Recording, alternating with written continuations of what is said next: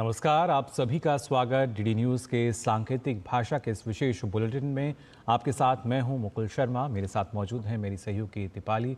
तमाम खबरों से आपको रूबरू कराएंगे, लेकिन सबसे पहले नजर डालते हैं हेडलाइंस पर। बजट पश्चात एमएसएमई क्षेत्र पर वेबिनार को प्रधानमंत्री ने किया संबोधित। कहा, हमने आत्मनिर्भर भारत के विजन को बढ़ाया आगे। आज दुनिया का हर देश भारत के साथ अपनी आर्थिक साझेदारी को करना चाहता है मजबूत।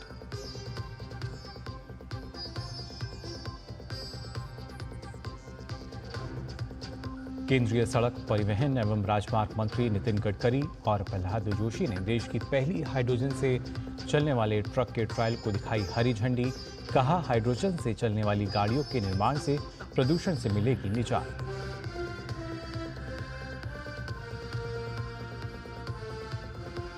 पंजाब में अपनी मांगों को लेकर प्रदर्शन कर रहे किसानों और मुख्यमंत्री भगवंत मान के बीच बढ़ी तनातनी। भगवंत मान ने कहा, पंजाब बनता जा रहा है धरना राज्य। मेरी नरम दिली को यह मत समझिए कि मैं कार्रवाई नहीं करता।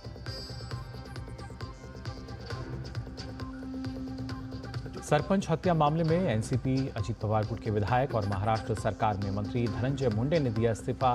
मुख्यमंत्री देवेंद्र फडणवीस ने किया स्वीकार। कार्रवाई के लिए राज्यपाल को भेजा।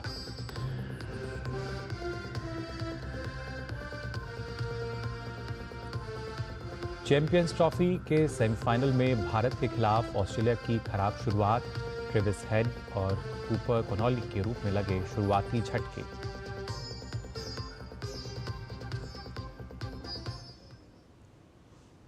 और आइए अब खबरें जान लेते हैं विस्तार से। प्रधानमंत्री Narendra Modi post budget webinar में शामिल हुए।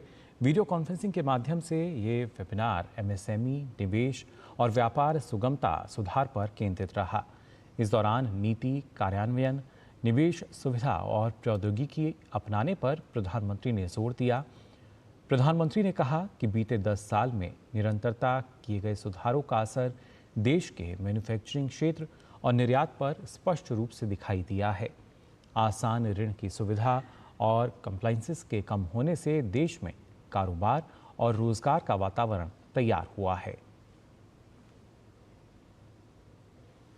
आज 14 सेक्टर्स को हमारी पीएलआई स्कीम का फायदा मिल रहा है। इस योजना के तहत 750 से ज्यादा यूनिट्स को मंजूरी दी गई है। इससे 1.5 लाख करोड़ रुपए से ज्यादा का इन्वेस्टमेंट आया है। 13 लाख करोड़ रुपए से ज्यादा का प्रोडक्शन हुआ है और 5 लाख करोड़ रुपए से ज्यादा का एक्सपोर्ट हुआ है। ये दिखाता है कि अगर हमारे एंटरप्रेन्योर्स, अगर उनको अवसर मिले तो वो हर नए क्षेत्रों में भी आगे बढ़ सकते हैं। मैन्युफैक्चरिंग और एक्सपोर्ट को बढ़ावा देने के लिए हमने 2 मिशन शुरू करने का फैसला किया है। हम बेहतर टेक्नोलॉजी और क्वालिटी प्रोडक्ट्स पर फोकस कर रहे हैं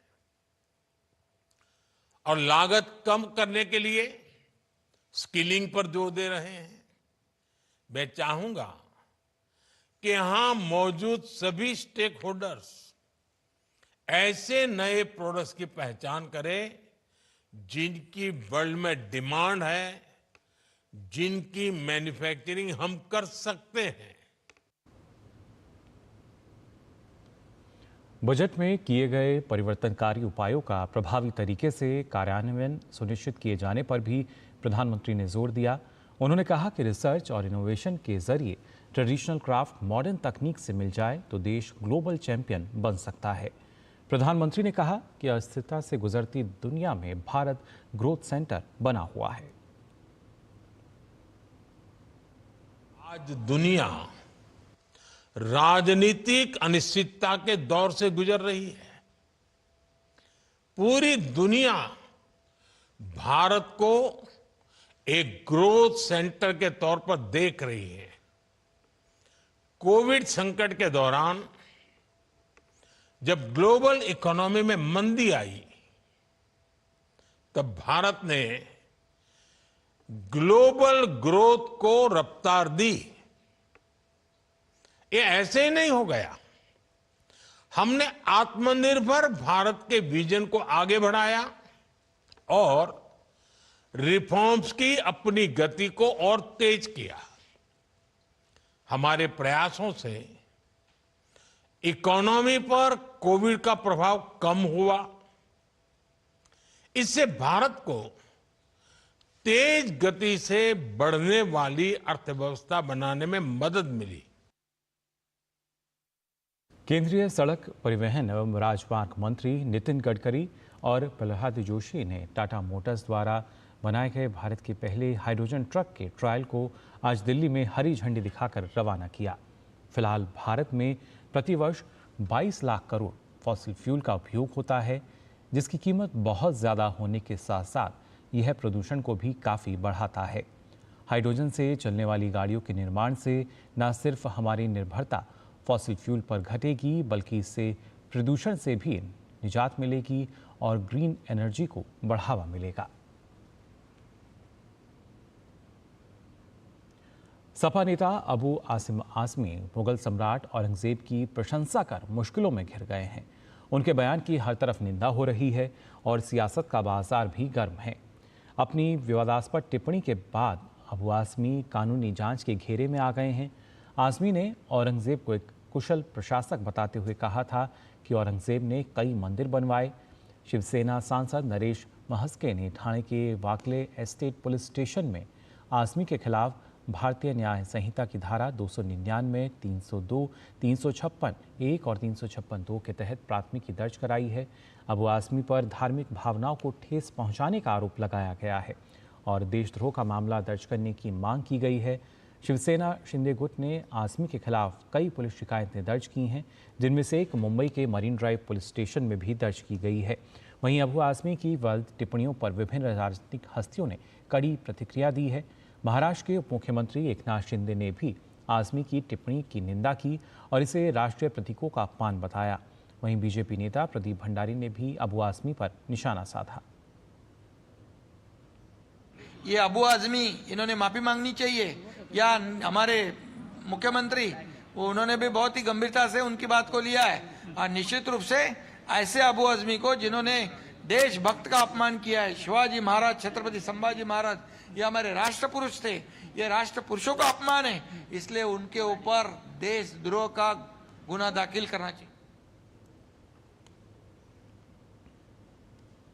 देखिए, हर इंडिया अलायंस का नेता अबू आज़मी हो, वो इंस्पायर होते हैं अखिलेश यादव से।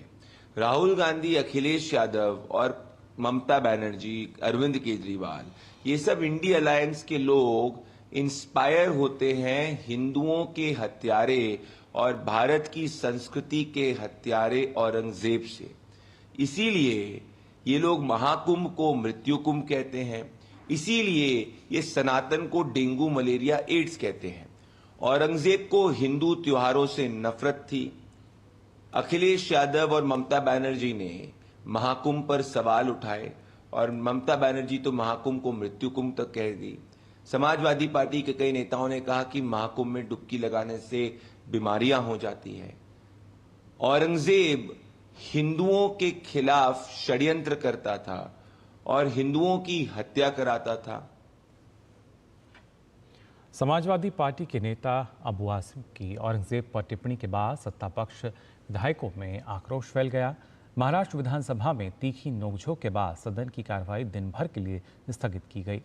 इससे पहले आज़मी की टिप्पणी से सत्तापक्ष विधायकों ने अपनी नाराजगी जताई, जिसके कारण कार्रवाई में व्यवधान भी उत्पन्न हुआ और इस दौरान सदन की कार्रवाई 3 बार कुछ मिनटों के लिए स्थगित करनी पड़ी।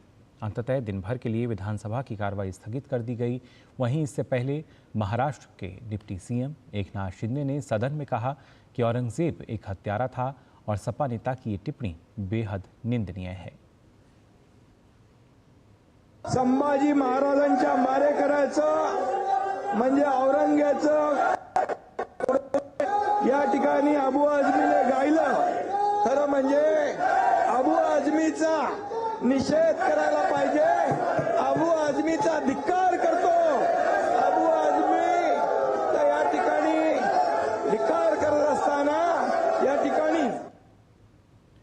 औरंगजेब को लेकर विवादित बयान पर घेरे में आए महाराष्ट्र के समाजवादी पार्टी नेता अबू आजमी अपने बयान से पीछे हटते नजर आ रहे हैं। सपा नेता ने अब अपने विवादास्पद बयान से पीछे हटने की घोषणा की है। आजमी ने कहा कि अगर उनके बयान से किसी की भावनाएं आहत हुई हैं तो वह अपना बयान वापस लेते हैं।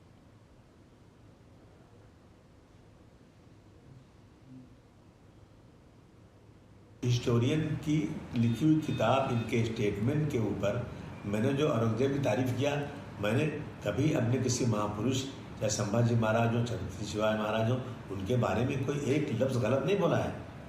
लेकिन अगर इन चीज़ों से किसी को वो लगता है कि इसको तोड़ मरोड़ के पेश करके किसी को लगता है कि मैंने गलत बोला है, तो भाई मैं अपने पूरे स्टेटमेंट को वापस लेता हूँ। वहीं महाराष्ट्र सरकार में मंत्री और अजीत पवार की नेशनलिस्ट कांग्रेस पार्टी यानी एनसीपी नेता धनंजय मुंडे ने पद से इस्तीफा दे दिया है। मुख्यमंत्री देवेंद्र फडणवीस ने इसकी जानकारी दी। धनंजय मुंडे के पीए प्रशांत जोशी ने मुख्यमंत्री देवेंद्र फडणवीस के सरकारी आवास पहुंचकर उन्हें मुंडे का इस्तीफा सौंपा। फडणवीस ने कहा कि मुंडे ने मुझे अपना इस्तीफा भेजा है, मैंने इसे स्वीकार कर लिया है और इसे राज्यपाल को भेज दिया है। मंत्री श्री धनंजय मुंडे इन्होंने अपने पद का इस्तीफा मुझे सौंपा। मैंने ये इस्तीफा स्वीकृत किया है और अगली कार्रवाई के लिए मैंने ये इस्तीफा राज्यपाल जी के पास भेज दिया है। दरअसल महाराष्ट्र की महायुति सरकार में मंत्री रहे धनंजय मुंडे विवादों में घिर गए थे। एसआईटी ने अपनी चार्जशीट में मुंडे के करीबी सहयोगी वाल्मीकि करार को बीड जिले में जबरन वसूली का विरोध करने वाले सरपंच संतोष देशमुख की हत्या के मास्टरमाइंड के रूप में नामजद किया था। इससे पहले देवेंद्र फडणवीस ने अजीत पवार और प्रफुल्ल पटेल को पत्र लिखकर कहा था कि धनंजय मुंडे को मंत्री पद से इस्तीफा देना होगा। धनंजय मुंडे के करीबी सहयोगी वाल्मीकि करार और उसके 6 गुर्गों को इस साल जनवरी में महाराष्ट्र पुलिस ने मकोका के तहत गिरफ्तार किया था।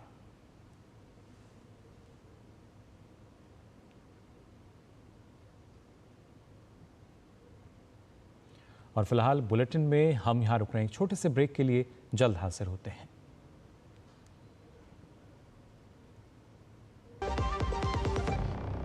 जब धरती चीर कर निकलता है लोहे का पत्थर और मिलता है मोंगिया के जोश से, फिर तपता है, पिघलता है और बनता है फौलाद। अब होता है सरिया सारी खूबियों के साथ। मोंगिया स्टील, मजबूत देश का मजबूत सरिया। ब्रेक के बाद आप सभी का एक बार फिर स्वागत। सांकेतिक भाषा के इस विशेष बुलेटिन में आइए खबरों में आगे बढ़ते हैं। पंजाब में अपनी मांगों को लेकर प्रदर्शन कर रहे किसानों और मुख्यमंत्री भगवंत मान के बीच तनातनी बढ़ गई। किसानों और मुख्यमंत्री भगवंत मान के बीच सोमवार को हुई बैठक के दौरान तीखी बहस हुई। इसके बाद मुख्यमंत्री संयुक्त किसान मोर्चा नेताओं के साथ बैठक बीच में ही छोड़कर बाहर चले गए। पंजाब सरकार की ओर से बुलाई गई बैठक का मकसद एसकेएम से जुड़े किसान संघों के साथ मुद्दों को सुलझाना और उन्हें 5 मार्च को होने वाले अपने निर्धारित विरोध प्रदर्शन को रद्द करने के लिए राजी करना था। लेकिन सरकार के मुखिया ही बैठक को छोड़कर चले गए। यानी यही नहीं, इसके साथ साथ राज्य भर में देर रात किसानों के घरों पर पुलिस ने दबिश दी और कई किसानों को पुलिस ने हिरासत में भी लिया। इस मसले पर किसान नेता बलबीर सिंह राजेवाल ने बताया कि उन्होंने कई बड़े नेताओं के साथ किसानों के मुद्दों को लेकर बैठक की हैं, पर ऐसा पहली बार हुआ है कि कोई मुख्यमंत्री गुस्से में तमतमाकर मीटिंग छोड़कर ही चला जाए। वहीं किसान नेताओं के साथ बैठक पर मुख्यमंत्री भगवंत मान दूसरी ही बात कहते नजर आए। किसान नेताओं पर भड़के पंजाब के सीएम ने कहा, हर दिन रेल रोको, सड़क रोको विरोध प्रदर्शन से पंजाब को काफ़ी नुकसान हो रहा है, जिससे राज्य को बड़ा आर्थिक नुकसान हो रहा है और पंजाब धरना का राज्य बनता जा रहा है। सीएम ने कहा कि उनकी नरम दिली को हल्के में ना लिया जाए।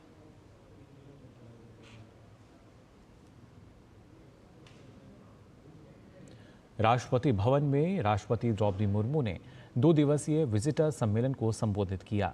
सम्मेलन के दूसरे दिन राष्ट्रपति ने अपने संबोधन में कहा कि वर्तमान समय में हम स्वाधीन भारत के अमृतकाल से गुजर रहे हैं। ऐसे में भारत को शिक्षा के क्षेत्र में वैश्विक स्तर पर अग्रणी भूमिका निभाने पर ध्यान देना चाहिए। गौरतलब है कि भारत के राष्ट्रपति सभी केंद्रीय विश्वविद्यालयों और अन्य उच्च शिक्षा संस्थानों के विजिटर होते हैं। भारत की राष्ट्रपति 184 केंद्रीय उच्च शिक्षण संस्थानों की विजिटर हैं। 21वीं सदी के पहली चौथाई के अंत में हम स्वाधीन भारत के अमृत काल से गुजर रहे हैं। इस सदी के पूर्वार्ध के संपन्न होने के पहले ही भारत को विकसित देश बनाने का हमारे राष्ट्रीय लक्ष्य है। इस लक्ष्य को प्राप्त करने के लिए शिक्षण संस्थानों से जुड़े सभी लोगों को तथा विद्यार्थियों को ग्लोबल माइंडसेट के आधार पर आगे बढ़ना होगा। ये प्रयास होना चाहिए कि भारत के उच्च शिक्षा संस्थानों से के प्रति दूसरे देश आकर्षित हो तथा अन्य देशों के शिक्षण संस्थानों से हमारे देश की उच्च शिक्षा व्यवस्था का जुड़ाव बढ़े। और फिलहाल हम यहाँ रुक रहे हैं। एक और छोटी से ब्रेक के लिए जल्द हाजिर होते हैं।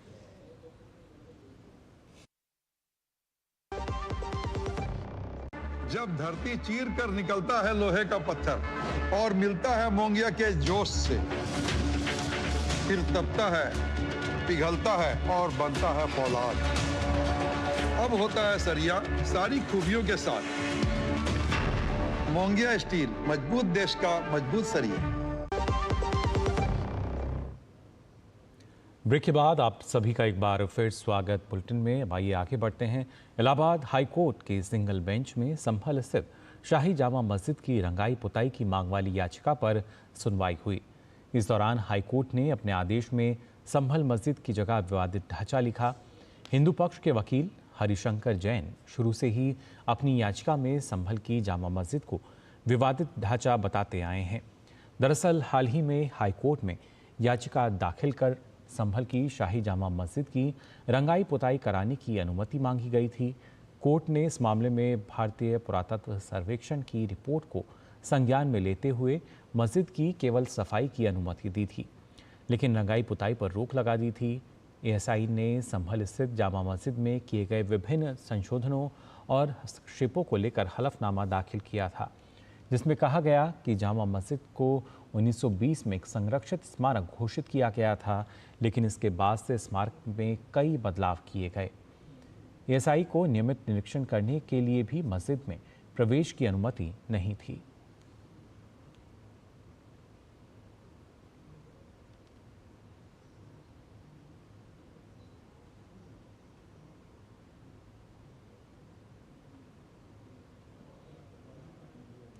वहीं सुप्रीम कोर्ट ने आज एक अहम टिप्पणी करते हुए कहा कि किसी को मियां तियां या पाकिस्तानी कहना भले ही गलत हो, लेकिन धार्मिक भावनाओं को ठेस पहुंचाने जैसा अपराध नहीं है। जस्टिस बीवी नागरत्ना और सतीश चंद्र शर्मा की पीठ ने एक सरकारी कर्मचारी को पाकिस्तानी कहने के आरोपी व्यक्ति के खिलाफ मामला बंद करते हुए यह टिप्पणी की। इस मामले में शिकायत एक उर्दू अनुवादक और एक कार्यवाहक क्लर्क ने दर्ज कराई थी। शिकायतकर्ता के मुताबिक जब वह सूचना के अधिकार के आवेदन के बारे में जानकारी देने के लिए आरोपी से मिलने गया तो आरोपी ने उनके धर्म का हवाला देकर उसके साथ दुर्व्यवहार किया। सुप्रीम कोर्ट ने आरोपी को विभिन्न धाराओं के तहत आरोप मुक्त करते हुए कहा कि इस मामले में आरोपी ने कोई बल का इस्तेमाल नहीं किया, लिहाजा उसके खिलाफ आईपीसी 353 के तहत मामला नहीं बनता। आरोपी ने कोई ऐसी हरकत नहीं की जिसके चलते शांति भंग की आशंका हो, इसलिए उस पर आईपीसी 504 के तहत भी केस नहीं बनता। हालांकि अदालत ने कहा कि आरोपी ने जिन शब्दों का इस्तेमाल किया वो घटिया हैं। गंभीर अपराध के मामले में दोषी ठहराए गए लोगों को चुनाव लड़ने के लिए आजीवन प्रतिबंधित करने की मांग वाली याचिका पर सुप्रीम कोर्ट ने चुनाव आयोग से 2 हफ्ते में जवाब दायर करने को कहा है। इस मामले में चुनाव आयोग ने अभी तक जवाब दायर नहीं किया है। वहीं केंद्र सरकार ने अपने जवाब में कहा था कि 6 साल के लिए आयोग घोषित करने का मौजूदा प्रावधान पर्याप्त है। आजीवन प्रतिबंध जरूरत से ज़्यादा कड़ी सज़ा होगी। केंद्र सरकार ने यह भी कहा था कि यह मामला पूरी तरह संसद के अधिकार के दायरे में आता है और कोर्ट को आजीवन प्रतिबंध की मांग को अस्वीकार कर देना चाहिए। इस मामले पर अगली सुनवाई 2 हफ्ते बाद होगी। सेबी की पूर्व अध्यक्ष माधवीपुरी बुच को बॉम्बे हाईकोर्ट से राहत मिली है। बॉम्बे हाईकोर्ट ने शेयर बाजार धोखाधड़ी में पूर्व सेबी चेयरपर्सन माधवीपुरी बुच और अन्य के खिलाफ एफआईआर दर्ज करने के विशेष अदालत में आदेश पर रोक लगा दी, जो अगली सुनवाई तक जारी रहेगी। यानी अब अगले 4 हफ्ते तक सुनवाई होने से पहले कोई भी एफआईआर नहीं हो सकेगी। मुंबई की एसीबी अदालत ने पूर्व सेबी प्रमुख माधवीपुरी बुच और 5 अन्य के खिलाफ कथित तौर पर कथित शेयर बाजार धोखाधड़ी और नियामक उल्लंघनों के आरोप में एफआईआर दर्ज करने का आदेश दिया था। इस आदेश को चुनौती देने के लिए बुच समेत अन्य लोगों ने उच्च न्यायालय का दरवाजा खटखटाया था, जिस पर आज सुनवाई हुई। केंद्रीय मंत्री भूपेंद्र यादव ने कहा कि भारत में हर साल 45 मिलियन मैट्रिक टन कचरे को रिसाइकिल करने की क्षमता है। जयपुर में एशिया और प्रशांत क्षेत्र के 12वें क्षेत्रीय 3R और सर्कुलर इकोनॉमी फोरम में भूपेंद्र यादव ने कहा कि इस विजन को वास्तविकता में बदलने का समय आ गया है। सम्मेलन में उन्होंने सर्कुलर इकोनॉमी को बढ़ावा देने की भारत की पहल के बारे में दुनिया भर के प्रतिभागियों को अवगत कराया। उन्होंने बताया कि 10 वेस्ट कैटेगरी में सर्कुलर इकोनॉमी एक्शन प्लान बनाया गया है, जिसके लिए फ्रेमवर्क बनाने की प्रक्रिया जारी है। देश में रिसाइकलिंग इंडस्ट्री तेजी से बढ़ रही है, जिससे रोजगार पैदा हो रहे हैं और देश की अर्थव्यवस्था बढ़ रही है। Circular economy action plans for 10 waste categories have been finalized, for which the regulatory and implementation framework is under progress. India is already notified various waste management and extended producer responsibility rules in certain sectors, such as plastic waste management rules, e-waste management rules, construction and demolition waste management rules, and metals recycling policy, among others. A robust recycling industry is developing fast in the country, which would contribute significantly to the economy and employment generation. Chamoli के जिलाधिकारी संदीप तिवारी ने 28 फरवरी को माणा में हुए हिमस्खलन हादसे की magistrate जांच के आदेश दिए हैं। जोशीमठ के एसडीएम को जांच अधिकारी नियुक्त किया गया है। हिमस्खलन में फंसे 54 श्रमिकों में से 46 मजदूरों को सुरक्षित निकाला गया था और 8 मजदूरों की मौत हो गई थी। आईटीबीपी और सेना के जवानों ने रेस्क्यू अभियान शुरू किया था।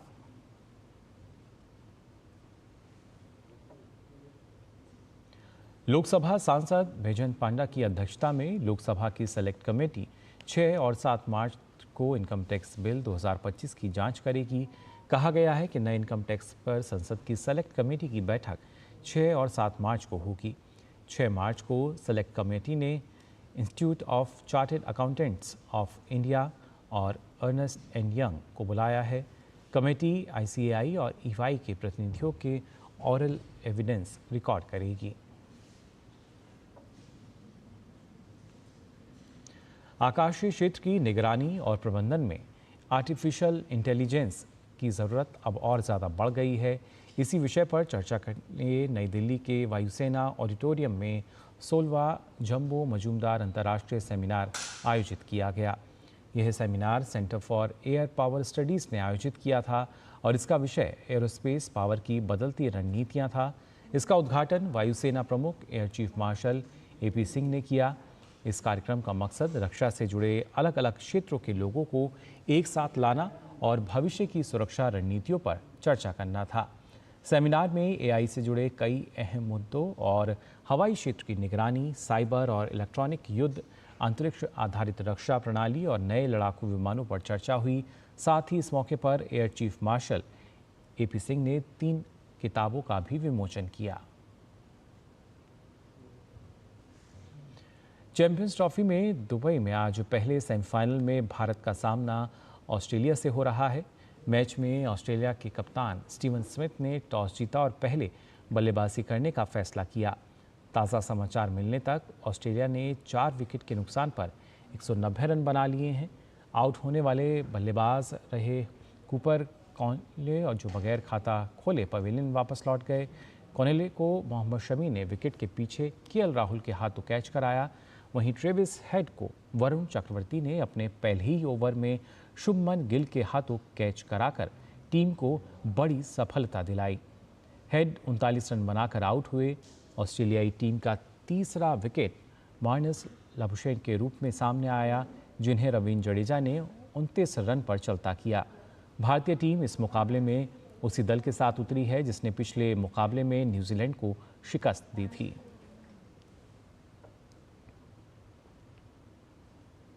तो फिलहाल के लिए सांकेतिक भाषा के इस विशेष बुलेटिन में बस इतना ही। मुझे और मेरी सहयोगी दीपाली को दीजिए अनुमति। नमस्कार।